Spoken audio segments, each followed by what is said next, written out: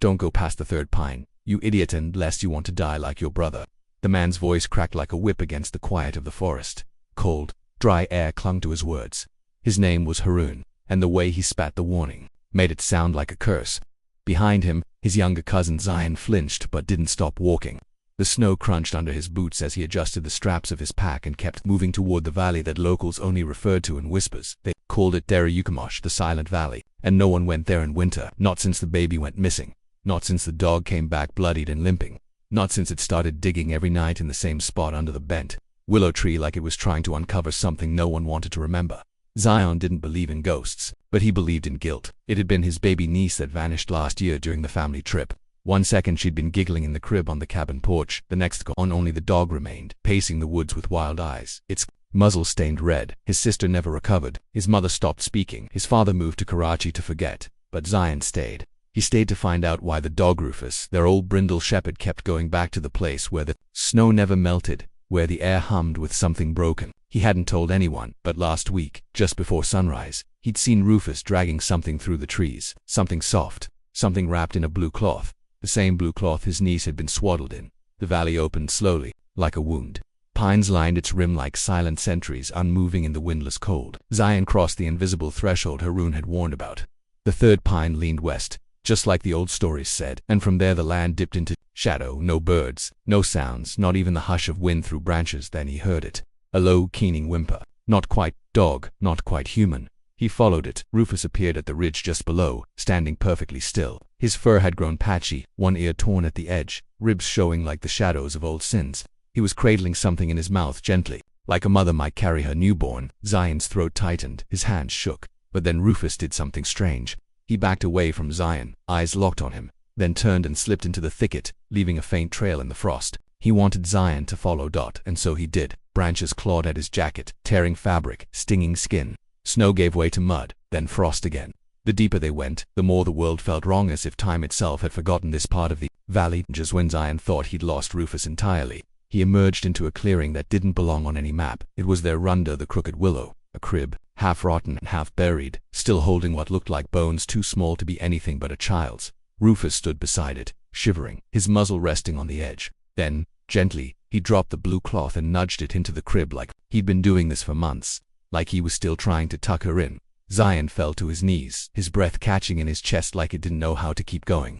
The dog looked at him, not with blame, not with fear, but with a quiet kind of mourning, the kind that never needed words.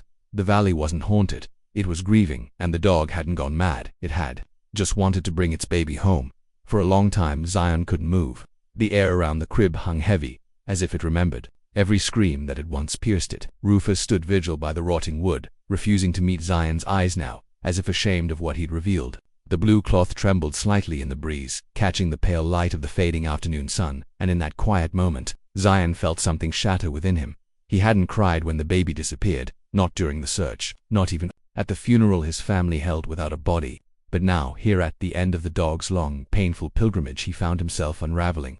The tears came slow, then faster, as he crumpled beside the crib, his hand brushing the splintered wood like it might still carry warmth. A dozen memories surged at once, her small hand wrapped around his thumb, her milk-scented breath, the gurgle of laughter that had once filled the cabin, and the dog always near her, always watching. Now it all made sense. Rufus hadn't run away. He'd returned to this place every night, mourning the child everyone else had tried to forget.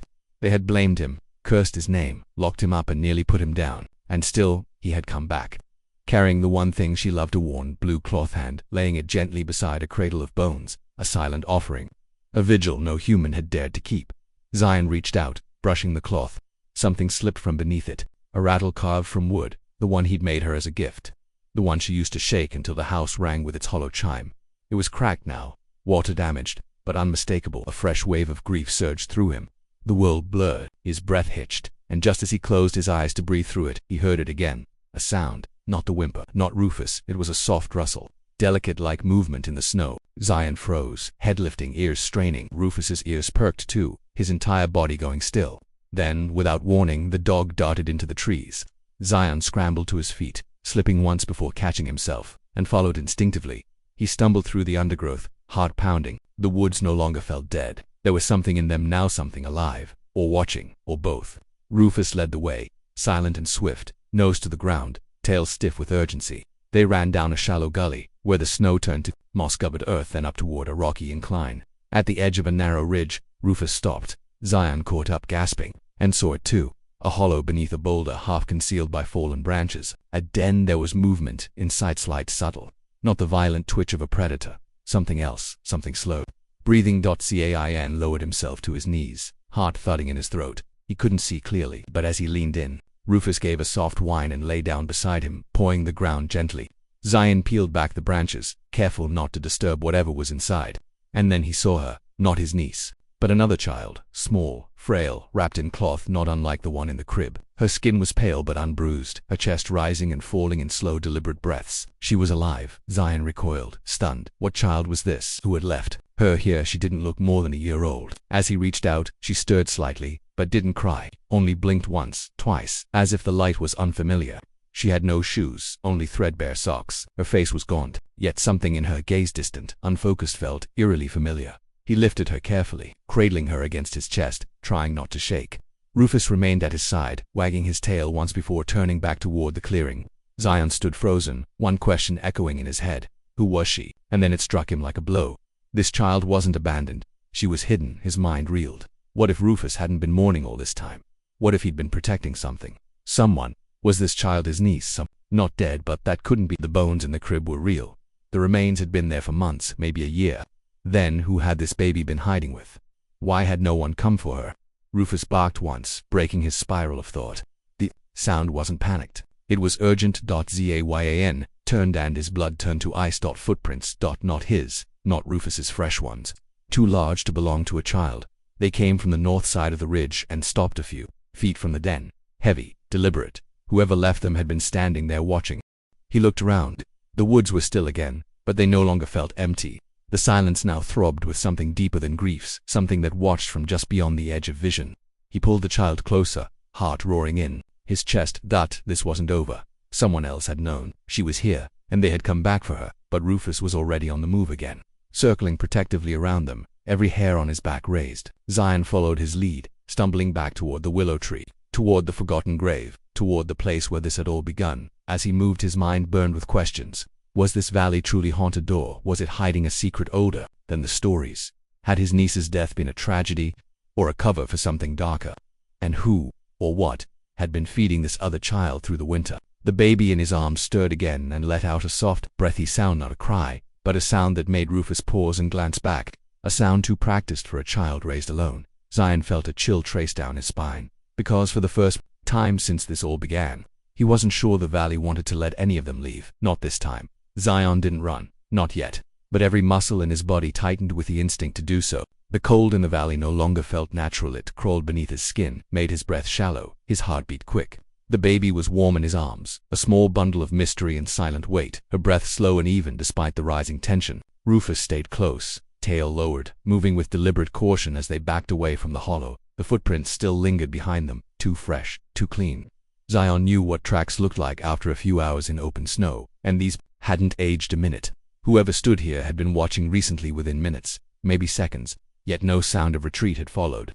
No crunch of snow, nothing, as if the presence had vanished into the air itself, or worse, had never truly left. He glanced up at the trees, at the black limbs crisscrossing the dim sky like veins in a dying body. Everything in this valley felt wrong now. The kind of wrong that doesn't shout, but whispers. The kind that settles in your bones and waits. Back at the clearing, the crib under the willow was still there, unchanged. The bones inside looked smaller now, more brittle. Zion approached it not with the dread of earlier, but with a new, colder fear, one that came from understanding. This wasn't just grief. This wasn't just loss. The child in the crib had been a sacrifice. The word rang in his head, sharp. An unwanted sacrifice. Not an accident. Not a tragedy. Rufus growled softly, and Zion turned.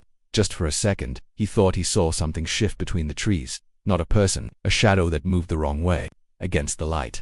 Against the rules of nature. He tightened his grip around the baby. "We're leaving," he whispered, more to himself than the dog. Rufus didn't need convincing. He took the lead at once. Nose, low movements, quick and alert. They headed back, through the gully, retracing their earlier path, branches clawing at their clothes. The silence broken only by the sound of Zion's boots and the dog's steps in snow. But the path had changed. Where the trees had thinned earlier, now they closed in. Where the slope had dipped gently, it now twisted at odd angles. And worse, Zion couldn't find the third pine, the leaning one, the boundary marker everyone spoke of. It was gone, or hidden. Panic began to crawl up his throat. He wasn't just lost. The valley was moving around him, shifting like a beast, slowly waking. They came upon a rock wall that hadn't been there before, smooth and frost-walled. He pressed a hand against it, heart pounding, and for a second thought he felt it breathe. He yanked his hand back, trembling. Behind him, the baby let out a soft whimper, her first real sound. Zion looked down quickly, and for the first time, her eyes met his. Wide, pale, unblinking, but they were wrong somehow. Not in color or shape, in expression. She wasn't afraid. She looked at him like she knew him, like she'd been waiting. In that moment, Zion understood something so old, so terrifying, it nearly broke him. This child wasn't a victim. She wasn't merely hidden. She had been kept, preserved, shielded. The bones in the crib had served as the toll and offering the valley demanded, willingly or not, and now she was out. Rufus growled again, louder, this time stepping in front of Zion. His hackles were raised, not toward the trees, but toward the baby. Zion froze. Rufus, he whispered, but the dog didn't look back. He stared at the bundle in Zion's arms, his body trembling with something between fear and fury. The child tilted her head, smiled. It was the smile that broke Zion. Not cruel, not innocent, just old. An expression too ancient for a face. So new, a gaze that held centuries of silence behind it. Zion stumbled backward, nearly dropping her. He had to get out. Now he looked to Rufus, who stood rigid but didn't follow. The dog was watching her now with the kind of look animals give to forest fires, beautiful and lethal. Zion didn't wait. He turned, clutching the child tighter. Despite the nausea curling in his gut, he picked a direction and ran. The trees blurred past him, the cold slicing into his lungs. He didn't care if it wasn't the right way, he just had to move. Had to get out. Branches tore at his arms, thorns scraped across his cheeks. Behind him he thought he heard the dog barking again, feral, desperate, then silence. Then a howl that wasn't quite canine. He didn't stop. Not when he fell. Not when the baby began to giggle softly against his chest. Only when the trees broke suddenly into light did he collapse. He was outside. Somehow, impossibly, he had crossed the third pine. The cabin stood in the distance, tilted slightly from age, smoke still curling from the rusted chimney. The familiar sounds of birds returned to his ears, and the trees behind him looked normal again, ordinary. The baby in his arms grew still. Her eyes closed. Her breathing slowed. Rufus didn't come out of the woods. Zaia and stood, shaking, and walked to the cabin in silence. He didn't know what he had brought back, but it wasn't over. The valley had let him go, not because it was done with him, but because it wanted something in return. The cabin felt colder than the woods, not in temperature, but in something deeper. A silence had nested in the corners, one that hadn't been there before. The kind of silence that doesn't wait to be broken, it simply watches. Zion pushed the door open slowly, his boots heavy with snow and dread. The child in his arms had grown limp but peaceful, as though being outside the valley had lulled her into some deep, unnatural rest. He laid her gently on the old sofa near the fireplace and backed away, watching her chest rise and fall in slow, even breaths. The room was just as he'd left it that morning, coffee cup still half full on the table, scarf slung carelessly over the chair, the photograph of his niece and Rufus still tilted on the mantel, but it didn't feel like his space anymore. It felt borrowed, or worse, observed. Zion turned and locked the front door, then all the windows, double-checking each one with trembling hands. He knew it was useless. If something wanted to follow them out of that valley, locks wouldn't matter. But it gave him something to do, something to pretend he had control over. The fire had long since died. He lit it again with shaking fingers, not for warmth, but for light. He didn't want shadows, not now. He sat across from the girl, staring. She didn't move, didn't stir. She looked too clean, too preserved. No dirt under her nails, no bruises. Her hair was smooth, untouched by frost or wind, despite being found in the heart of a forest winter. And then, in the flicker of firelight, he noticed something new, a mark faint, just below her left ear like a scar or a brand. He leaned closer, breath shallow, and realized it was a shape, not a wound, but a symbol, circular, ancient. It pulsed faintly, as if reacting to the heat. He recoiled. This child wasn't an orphan, she was claimed. Zion staggered back to the kitchen sink and splashed water on his face, gripping the edges of the counter to steady himself. In the cracked mirror above, his reflection looked hollow-eyed, pale, and behind him, on the couch, the child still lay perfectly still. Too still, he didn't know what to do. Couldn't call anyone. What would he say? That he'd found a baby in a haunted valley that might not even exist anymore. That his dead niece's dog had led him to her. That she didn't blink, didn't cry, didn't seem to belong in this world. He grabbed his phone anyway. No signal, of course not. The tower at the ridge often went down in winter, but it felt like more than that now, like the line had been cut. Like the world outside the valley had stopped answering. He returned to the living room and froze. The child was no longer on the couch. The blanket lay folded, precisely like a nursemaid had done it. His breath caught in his throat. He turned sharply only to find her standing by the fireplace, watching the flames with a calm, eerie detachment.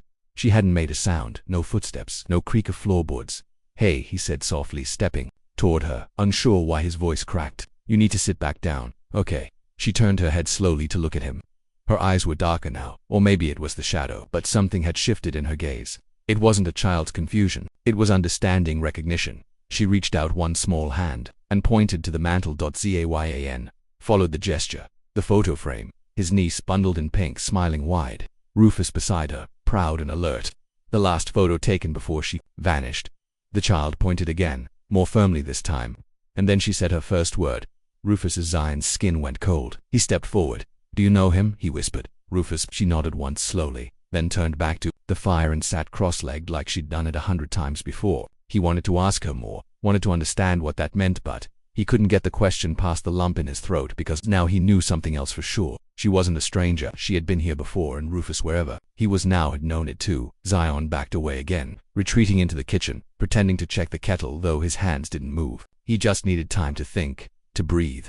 But in that moment of silence he heard it, a soft scratching. Coming from the front door, his chest tightened. He moved cautiously, slowly, toward the door, heart hammering against his ribs. The scratching came again slow, steady, not frantic like an animal, purposeful, like someone or something testing. The threshold, he peered through the side window. Nothing. Then he glanced down. Tracks just outside the door, bare feet small, but there was something off. The toes were too long, spread too wide apart, like they had never worn shoes, like they had grown wild. There were two sets of prints, one the size of a toddler, the other larger, much larger. He stepped back instinctively. The scratching stopped. In the living room, the fire flickered violently, sending a wave of sparks up the chimney. Zayan rushed back, pulse roaring in his ears, and saw the child still sitting calmly, now facing the window. She didn't speak. She didn't cry. She only whispered a word he couldn't hear. But whatever she said, something outside responded. A soft howl rose in the air, distant, hollow. Not entirely animal, not entirely human either. It echoed through the trees and curled around the cabin like smoke. Zayan dropped to his knees beside her. "What are you?" he asked, voice barely more than breath. The child tilted her head again. She didn't answer. She didn't need to. The valley had released her. It had sent her. Zayan didn't sleep that night. He sat by the fire, eyes fixed on the girl who had curled up again on the couch as if this old cabin were her home. She hadn't spoken since that one word, Rufus, but she didn't need to. Her presence spoke for her. The stillness of the room changed when she moved, like the air itself responded to her breath. She didn't weep, didn't ask for food. She simply existed there, watching, waiting, as if this was not the beginning of her life, but the return to something left unfinished. Outside, the woods fell into a dense, breathless silence. No more scratching at the door, no more howls. But Zayan couldn't shake the feeling that the valley hadn't receded, it had shifted. That maybe it hadn't ever been a place in the earth, but a place in time, or memory, or grief. And somehow, it had left a part of itself behind inside this child, just before dawn. Zayan gathered the strength to face the truth he had been avoiding. He retrieved the old notebook his sister used to carry, the one filled with scribbles, baby feeding schedules, little handprints in ink. He flipped through the pages until he found it. A page marked with a date 3 days before the baby disappeared. A name. He looked back at the girl sleeping quietly. That name didn't belong to her. Whoever she wasn't his niece. Not in blood, but maybe in bond. Maybe in the way Rufus had guarded her as fiercely as his own. Maybe in the way she had remembered this house, this dog, this place, as if grief had carved her memory as deeply as it had theirs. And for reasons Zayan could never explain, he began to accept that she hadn't just survived. She had been chosen, or spared, or returned. The sun broke over the trees, a thin sliver of gold through the frost-laced window. Zayan stood, walked over and opened the door to let the light in. It hit the floor softly, bathing the wood in amber. The forest beyond looked unchanged, but the weight in the air had lifted. No whispers, no watching. The valley had done what it came to do. He felt it then, a presence behind him. Small footsteps. The girl came to his side and stood silently, looking out at the trees. Then, without a word, she stepped past him and walked into the snow, barefoot, untouched by the cold. Zayan watched, not moving, unsure whether to stop her or follow, but she didn't go far. Just to the edge of the clearing, where a faint line in the snow marked where the third pine once stood. There, she knelt and began to dig, not frantically, not wildly, but carefully, like she knew exactly what she was uncovering. Zayan walked toward her slowly, unsure what he would find. When he reached her side, she looked up at him and gently brushed away the final layer of snow. It was Rufus, curled up as if in sleep, peaceful, his eyes closed, his body preserved, untouched by time. Zayan's knees gave way, and he knelt beside him, tears brimming, but no longer from fear. There was no blood. No wounds. The dog had laid down there on his own, as if to rest after a long journey, a protector until the very end. The girl reached out and placed her hand on Rufus's head. The moment she did, the wind stirred gently through the trees, the first breeze in days. It whispered through the pines like a sigh, as if the forest itself was exhaling at last. They buried him there beneath the bent willow tree, in the same place where the crib had once stood. Zion didn't speak. He didn't need to. Some stories are told only by silence, some love only shown through sacrifice. And Rufus had written his intracts through snow, in quiet vigil, in the act of carrying something sacred when no one else believed. By afternoon, the girl had returned to the cabin, her feet now wrapped in warm socks Zion had found in an old drawer. She ate a little. She didn't smile, but she sat close beside him as the fire cracked quietly between them. Zion didn't ask who she was anymore. That question no longer mattered. What mattered was that she was here. The valley had taken something from him, but it had also given something back. Not a replacement, not a miracle, but a second chance at connection, at meaning, at knowing that love, even lost, can leave behind something strong enough to endure. That evening, he lit a lantern and placed it on the porch, not as a signal, but as a promise. If the valley ever called again, he would be ready, not with fear, but with understanding. Some places are cursed because of what they carry. Others are sacred for the same reason, and sometimes it's hard to tell which is which. The girl curled up on the couch again, this time beneath a fresh blanket, eyes fluttering closed. Zion sat in the armchair beside her, the photo of his niece still resting on the mantel. Now, joined by a second Rufus captured mid-run, ears back, joy in his face. He didn't cry anymore. Outside, the trees stood still, and the snow fell again soft, silent, undisturbed. The valley was quiet now, and so was his heart.